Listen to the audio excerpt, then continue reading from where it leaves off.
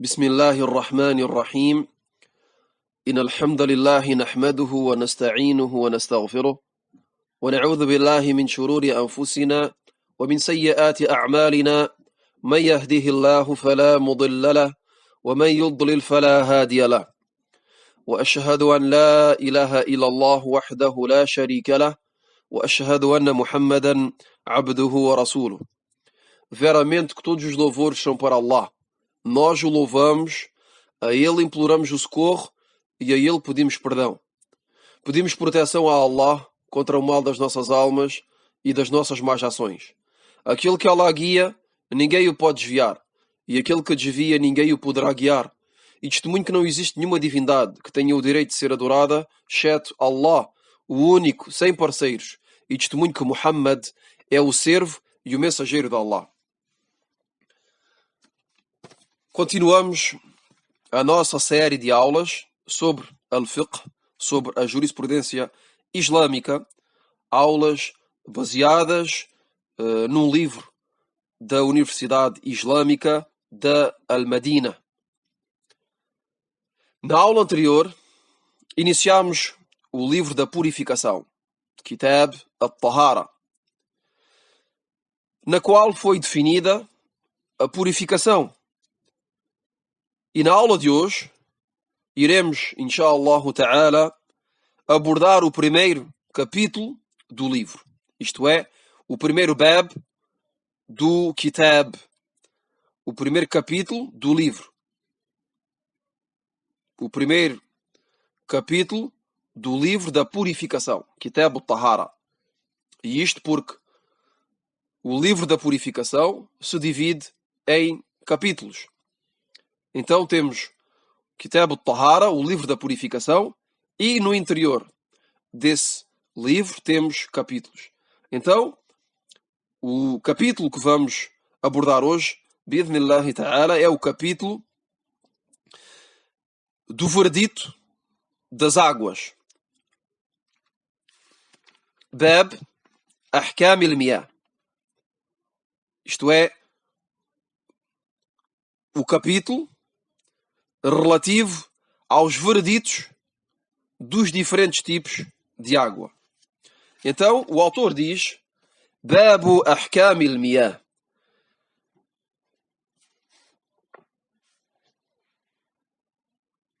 O capítulo dos vereditos das águas. ينقسم الماء إلى عدة أقسام ولكل منها حكم يخصه.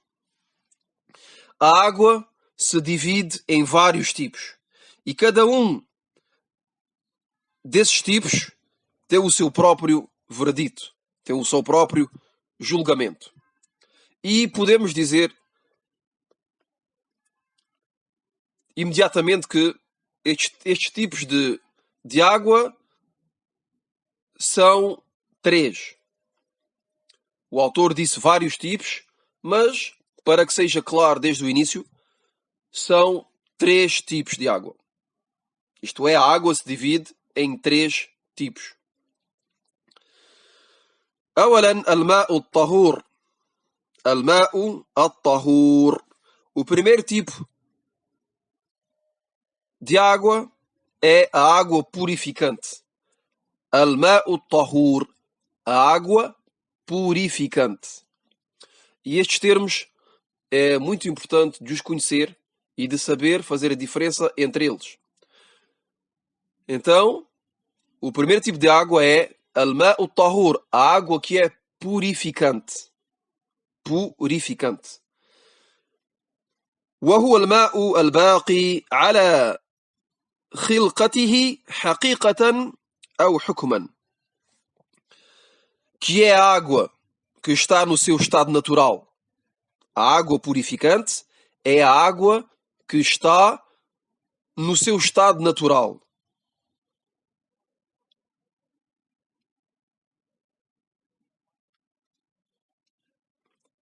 É a água que está no seu estado natural ou também a água que tem o seu veredito. Como vai ser detalhado depois. Inshallah ta'ala. فمثال الماء الباقي على خلقته حقيقة الماء النازل من السماء كالأمطار والثلج ومثال الماء الباقي على خلقته حكما الماء المتغير بما يشق صوت الماء عنه كالطحالب وأوراق الشجر. Então o autor diz que a água purificante é a água que está no seu estado natural. Por exemplo, a água que desce dos céus, como a água da chuva ou também a neve. Isto é a água que é considerada no seu estado natural. Quanto à água que tem o mesmo julgamento que a água que está no seu estado natural, que é a água que desce dos céus, temos a água dos mares. A água dos mares, a água dos rios e dos lagos, etc. E isto, mesmo se esta água mudou de aspecto. Quer dizer, estamos a falar agora da água que tem o veredito da água que está no seu estado natural. A água que está no seu estado natural, como foi mencionado, é a água da chuva, por exemplo. E a água que tem o mesmo veredito, o mesmo julgamento que a água da chuva, é a água dos mares, isto é, dos oceanos, a água dos rios e também a água dos lagos. E isto mesmo se esta água dos mares, dos rios e dos lagos mudou de aspecto. Como, por exemplo, tem uma cor diferente da água que cai do céu. Tem uma cor diferente da água da chuva. E isto por causa, ou derivado, a uma coisa natural. A uma coisa natural que se vem misturar a esta água do mar, ou a esta água dos rios, ou a água dos lagos. Uma coisa que se misturou à água de maneira natural. Como, por exemplo, as algas marítimas, as folhas das árvores, a terra, o barro, ou até podemos mencionar o sal, mesmo se o autor não mencionou aqui o sal, mas podemos mencionar o sal. Então a água dos mares, por exemplo, é salgada. É uma água que é salgada, não é exatamente igual àquela que cai do céu. A água dos mares é salgada. Isto é, em relação ao seu sabor. Mas também, visivelmente, não tem a mesma cor. Porque é misturada com algas marítimas também. Podemos dizer a mesma coisa para as águas dos rios. As águas dos rios têm uma cor diferente daquela que cai do céu, da água da chuva. Por exemplo, a água do rio, logo que a chuva cai e que entra pelo rio, muda de cor. Derivado a quê? Derivado a uma coisa natural que se encontra, que é a terra. A terra, logo que é misturada com a água que cai do céu, se transforma, muda de cor. Fica com a cor da terra. Fica com uma cor de barro. No entanto, esta água é considerada como sendo purificante. Quer dizer que tem o veredito, o julgamento da água que cai do céu no seu estado natural. Mas também podemos dizer a mesma coisa para as águas dos lagos. As águas dos lagos, que são águas geralmente da água doce, mas que também foram modificadas por uma coisa natural que é, por exemplo, as folhas das árvores que estão em seu redor. As folhas das árvores que estão em seu redor e que caem dentro da água, com o tempo modificam a cor desta água e até mesmo o sabor ou até mesmo o cheiro. Então, vemos aqui que temos a água purificante, que pode ser aquela que cai do céu sobre a forma de chuva ou de neve, mas também temos uma água purificante, considerada como purificante, que é a água que se encontra nos oceanos, nos mares, nos rios e também nos lagos. Mesmo se estas águas tenham sido modificadas, derivado a coisas naturais, a coisas que fazem parte destas águas, que seja o sal, que sejam as águas marítimas, ou que sejam também as folhas, ou até a terra, o barro que se encontra misturado a esta água. Então, tudo isto é considerado como água purificante.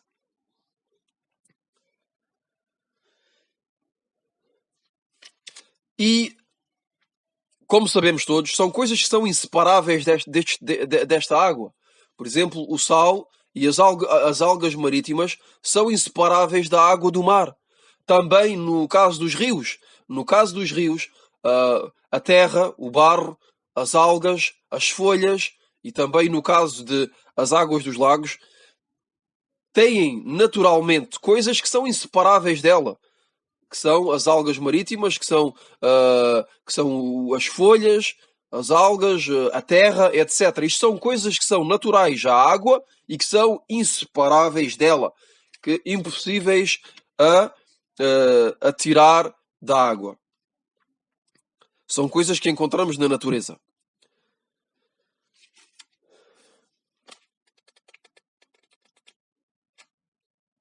Depois o autor diz: وحكمه أنه طاهر في نفسه مطهر لغيره يستعمل في العبادات كالوضوء والغسل وفي العادات كالشرب وطي الطعام.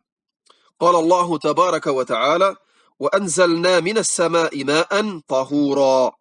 وقال صلى الله عليه وآله وسلم عندما سئل عن البحر: هو الطهور ماؤه الحل ميتته. Depois o autor nos menciona o julgamento. O julgamento ou o veredito deste primeiro tipo de água que mencionamos, que é al-ma'u tahur, a água purificante. A água purificante. Qual é o seu julgamento? Qual é o seu veredito?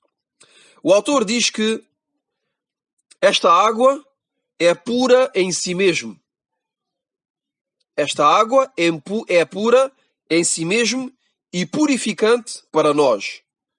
Quer dizer que a água da chuva, a neve, a água dos mares, dos rios e dos lagos, etc., é considerada como pura em si mesmo. Ela própria é pura. E é considerada como purificante para nós. E é considerada como purificante para nós. Pode ser utilizada para fazer as adorações, pode ser utilizada nas adorações, melhor dizendo, pode ser utilizada nas adorações, isto é, para fazer as adorações, como por exemplo, al-wudu, como por exemplo, a pequena ablução, mas também para fazer al-ghusl, mas também para fazer a grande ablução, que podemos chamar o banho ritual. Então, esta água purificante pode ser utilizada nas adorações, mas também fil adat, como diz o autor. Fil ibadat ou fil adat. Nas adorações, mas também nos costumes. Al-adat, o autor deu como exemplo para beber. Podemos consumir esta água para beber, mas também para cozinhar os nossos alimentos. Então, podemos utilizar a água purificante para as adorações, al-ibadat, como por exemplo al-wudu ou al-ghusl, as pequenas e as grandes abluções, mas também podemos utilizar esta água que é purificante para o consumo, que é o facto de a beber ou também de a utilizar para cozinhar. O autor mencionou duas evidências. A primeira, que é a palavra de Allah tabaraka wa ta'ala, a palavra de Allah subhanahu wa ta'ala, na Surat Al-Furqan, versículo número 48, Allah subhanahu wa ta'ala diz, consoante o sentido do versículo: e fizemos descer do céu uma água purificante. E fizemos descer do céu uma água purificante.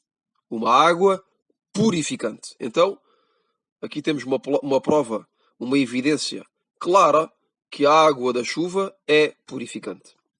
A segunda evidência mencionada pelo autor é um hadith, uma palavra do mensageiro de Allah, sallallahu alayhi wa alihi wa sallam, logo que foi questionado acerca da água do mar.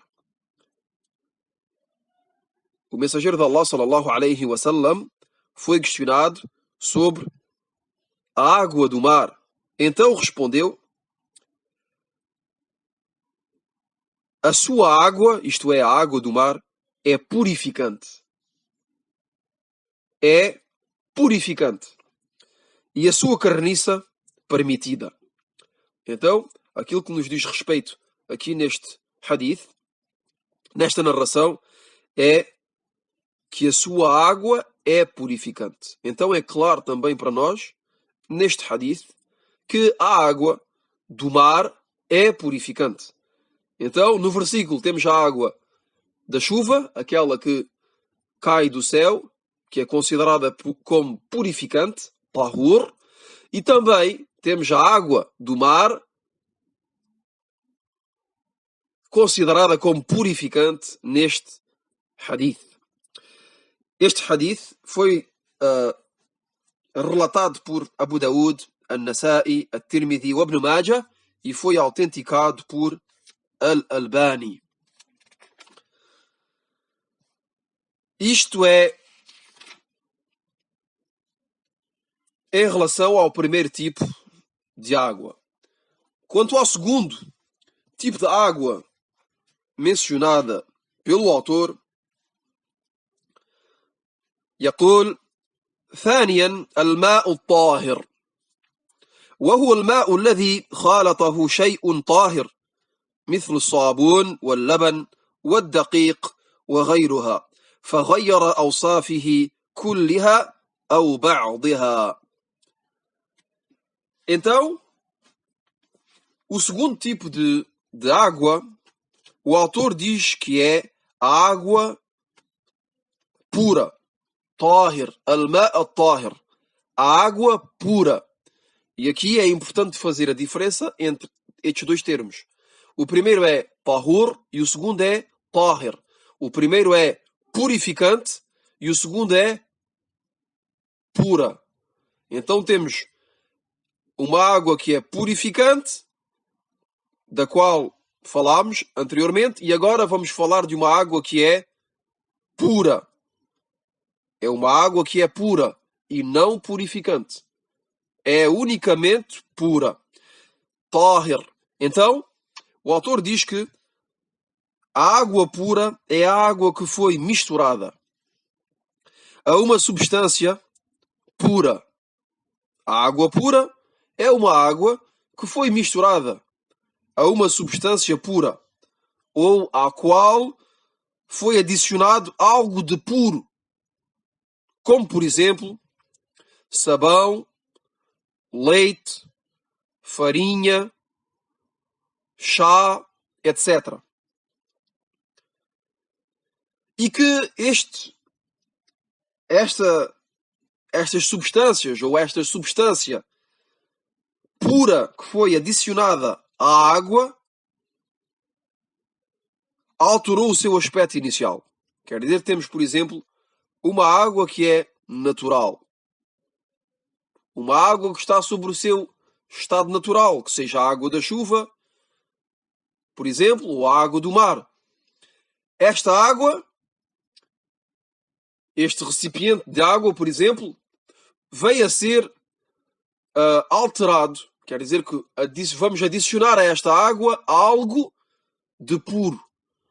E que esta coisa que foi adicionada à água a modificou. Modificou o seu aspecto inicial completamente ou parcialmente. Que esta mudança seja parcial ou completa. Isto é, que a água seja modificada de maneira completa ou parcialmente.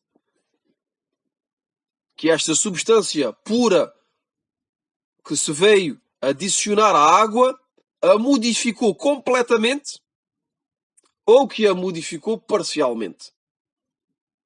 Um pouco. Quer dizer que estes elementos puros que foram misturados à água alteraram completamente ou parcialmente o seu aspecto. Isto é, o aspecto da água. Logo que olhamos para esta água, logo que observamos esta água, nos apercebemos que ela foi alterada. Que foi alterada parcialmente, quer dizer, um pouco, ou completamente, totalmente. Quer dizer que foi completamente modificada, derivado a esta substância pura que foi adicionada a ela.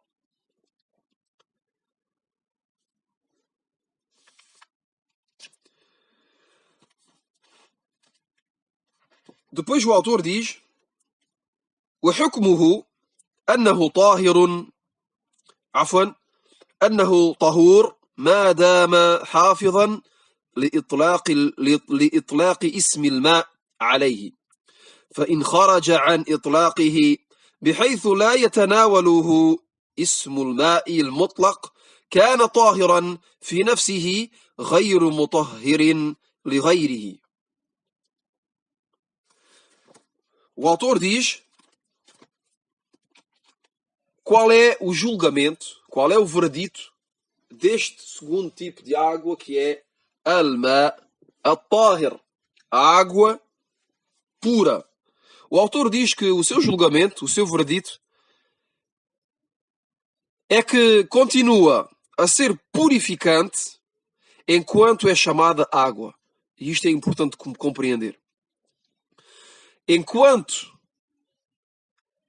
é chamada água, quer dizer que logo que observamos esta água, continuamos a chamar água, quer dizer que não foi modificada, quer dizer que apesar de ter sido adicionado algo, não a modificou, então esta água é considerada como purificante. Continua a ser considerada como purificante e não pura. Porquê? Porque não foi alterada. Não foi alterada. Quer dizer, apesar de lhe ter sido adicionado algo de puro, a água não mudou de aspecto. E isto, geralmente, se a substância que foi misturada à água foi em muito pequena quantidade.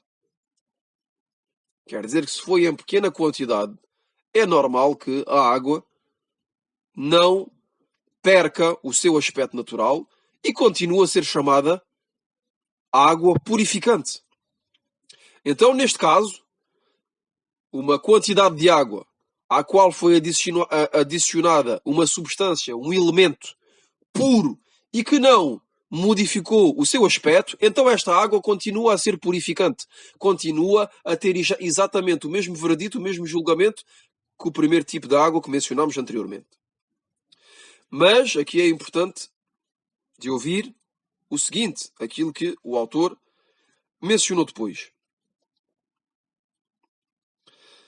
Então, repetimos, isto é, enquanto podemos dizer que é água, que podemos continuar a chamá-la água e que continua a ter a mesma denominação que é água, então esta água é purificante.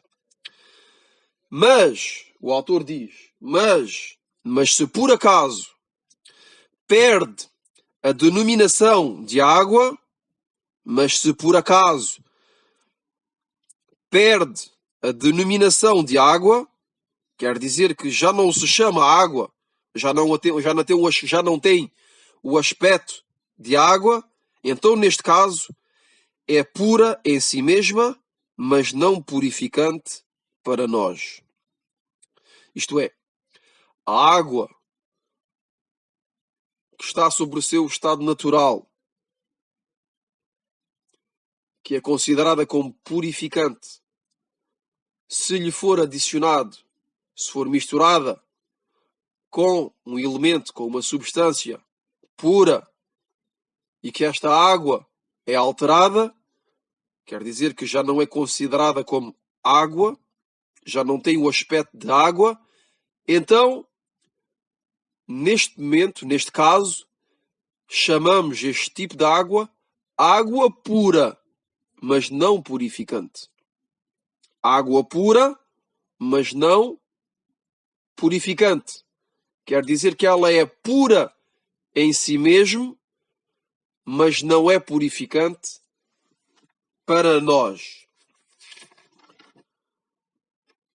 Isto é, que não podemos fazer al-wudu, não a podemos utilizar nas adorações.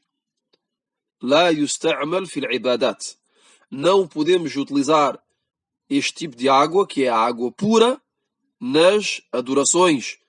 Não podemos fazer al-wudu com ela e também não podemos fazer al-ghusl. Não podemos fazer as pequenas nem as grandes abluções com a água pura. Mas continua a ser permitida fil adat. Podemos utilizar a água pura fil adat nos nossos costumes. Isto é, para o consumo, para beber, mas também para cozinhar ou qualquer outra utilidade que seja.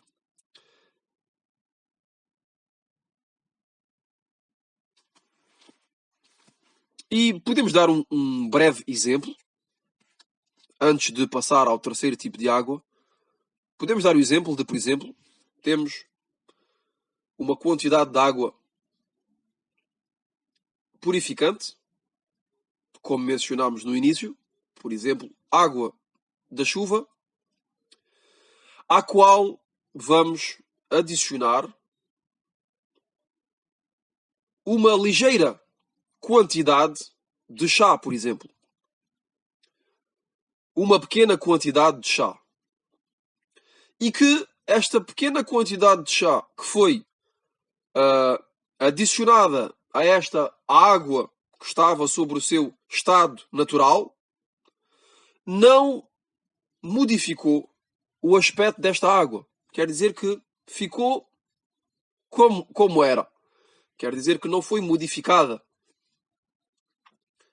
Continuamos a ver que a água, se a observamos, tem exatamente o mesmo aspecto que tinha anteriormente a termos misturado com uma pequena quantidade de chá. Então, neste caso, a água, se tem o seu aspecto natural, inicial, e que não foi modificado o seu aspecto, então guardou a sua denominação de água. Então continua a ser considerada água purificante. Ma'un tahur. Porquê? Porque o seu aspecto inicial não foi modificado. Caso contrário, por exemplo, exatamente a mesma quantidade de água, à qual adicionamos uma grande quantidade de chá. E que esta água, vemos claramente que modificou. Quer dizer que ficou com cor de chá e já não ficou com cor de água. Quando a observamos, para nós já não é água, é chá. Então esta água passa do estado de purificante ao estado de pura. Isto é, continua a ser pura, porque podemos beber. O chá é permitido, podemos beber esta água, mas não podemos fazer as abluções com ela. Não podemos, pode ser utilizada para al-adat, os costumes, que é para beber ou para cozinhar, mas não é permitido de a utilizar para al-ibadat, as adorações como al-wudu ou al-ghusl, as grandes ou as pequenas abluções. Isto é, de maneira resumida, este tipo de de água, que é o segundo tipo. Quanto ao terceiro tipo de água, o autor diz: ثالثا الماء النجس وهو الماء الذي خالطه نجاسة فغلبت عليه وغيرت أحد أوصافه الثلاثة اللون والطعم والرائحة وحكمه أنه لا يجوز استعماله في العبادات ولا في العادات والله أعلم. Então o autor termina este bab, este capítulo, dizendo: o terceiro tipo de água é a água al-ma'un najis, a água impura. A água impura. E a água impura é a água que foi misturada com algo de impuro, com uma impureza. E que esta impureza alterou uma das seguintes características. Uma das seguintes características da água: a sua cor, o seu sabor ou o seu cheiro. Então temos aqui três características: a cor, o sabor e o cheiro. Se uma destas três características da água for alterada, for modificada, derivado a uma impureza que se veio adicionar ou que se veio misturar à água, então esta água é considerada como impura. De maneira resumida, se a cor, ou se o sabor, ou se o cheiro da água é alterado, é modificado, derivado a uma impureza, então esta água é considerada como impura. A água é alterada por causa ou derivado a uma impureza, que seja uma destas três características que foram mencionadas, então a água é considerada como impura. É considerada como impura. Repito mais uma vez: a água que está sobre o seu estado natural e à qual é adicionada ou que foi misturada ou na qual veio a cair uma impureza, esta água, se um dos seus três aspectos é modificado, esta água é considerada como impura, que seja a cor, o sabor ou o cheiro.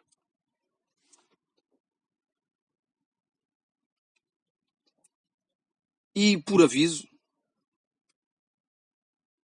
inshallah, brevemente, vamos abordar o capítulo das impurezas, a fim de que saibamos o que é aquilo que é considerado como impuro. Bidnillahi ta'ala, numa das próximas aulas. Depois o autor diz qual é o julgamento, qual é o verdito deste último tipo de água, que é a água impura. O autor diz que o seu julgamento, o seu verdito, é que não é permitido de utilizar este tipo de água, que seja nas adorações, como al-wudu al-ghusl, nas pequenas e nas grandes abluções, mas também não é permitido de a utilizar fil adat, nos costumes, que seja para beber ou para cozinhar. É expressamente proibido de utilizar a água impura, que seja nas adorações, mas também nos costumes. A água impura é proibida. Não podemos utilizar para fazer as adorações, mas também não a podemos utilizar para fazer, para beber ou para cozinhar. Então repetimos mais uma vez: a água impura é a água que está sobre o seu estado natural e na qual veio cair, ou se veio adicionar, ou se veio misturar algo de impuro e que modificou o seu aspecto, que seja numa das três características, que seja a cor, que seja o cheiro ou que seja também o sabor. Qualquer que seja o caso, qualquer que seja a característica que foi modificada, que seja o cheiro, que seja o sabor ou que seja a cor, então esta água é considerada como impura e proibida para qualquer que seja a utilidade, que seja nas adorações ou também nos nossos costumes. E podemos resumir, para terminar, os 3 tipos de água mencionados nesta aula. A primeira que foi mencionada, que é a água al-ma'u tahur, a água purificante, aquela que está no seu estado natural, como a água da chuva, mas também a água dos mares, dos rios e dos lagos. Mesmo se esta água foi modificada, mesmo se o seu aspecto foi modificado, mas através de coisas inseparáveis desta água, coisas naturais, coisas que não foram introduzidas, coisas que não podemos separar da água, inseparáveis. Como mencionámos no início, o sal da água do mar, as algas marítimas, as folhas, a terra que vai com a corrente do rio, que não podemos separar da água. Então, nestes casos, e é importante compreender, a água é considerada como natural, como purificante, mesmo se a sua cor foi modificada. Porquê? Porque foi alterada por coisas naturais, coisas que fazem parte e que são inseparáveis da água, dos mares, dos rios e dos lagos. O segundo tipo de água mencionada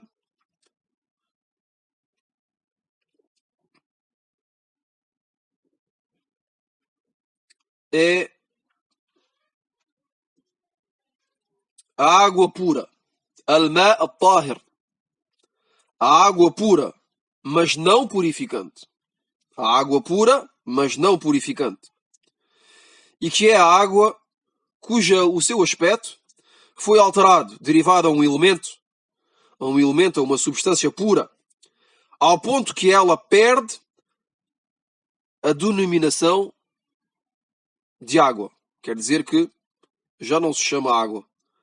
Podemos dar o exemplo, como demos, e repetimos mais uma vez, podemos dizer, por exemplo, um jarro de água, à qual é adicionado uma quantidade de chá. Podemos dizer, por exemplo, utilizar o chá. Um jarro no qual se encontra água e à qual é adicionado uma quantidade de chá.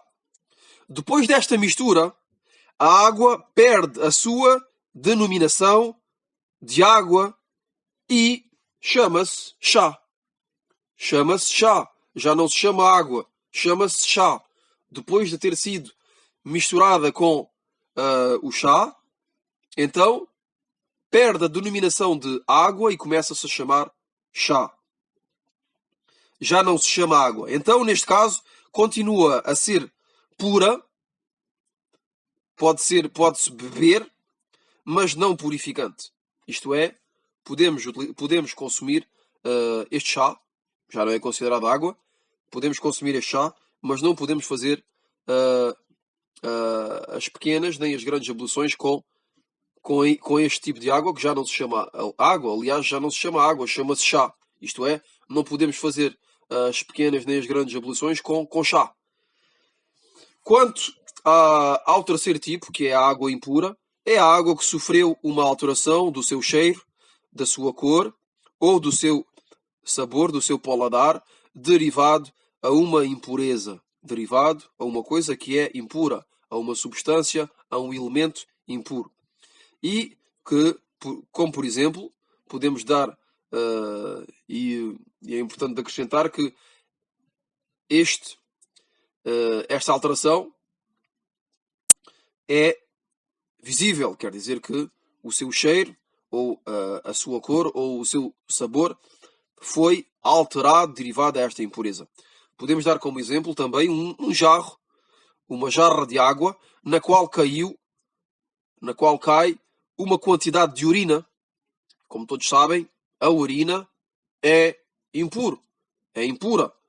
Então, imaginamos que temos uma jarra de água na qual cai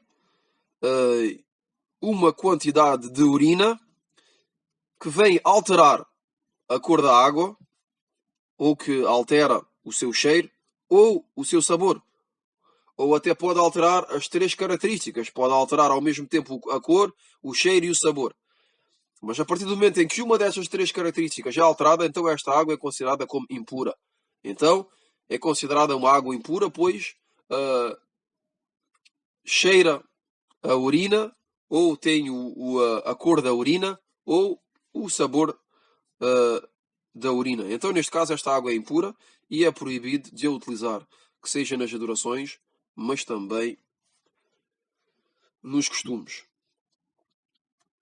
Ficamos por aqui. Wallahu a'lam. Wa sallallahu wa sallam ala nabiyyina Muhammadin wa alihi wa sahbihi. سبحانك اللهم وبحمدك أشهد أن لا إله إلا أنت أستغفرك وأتوب إليك.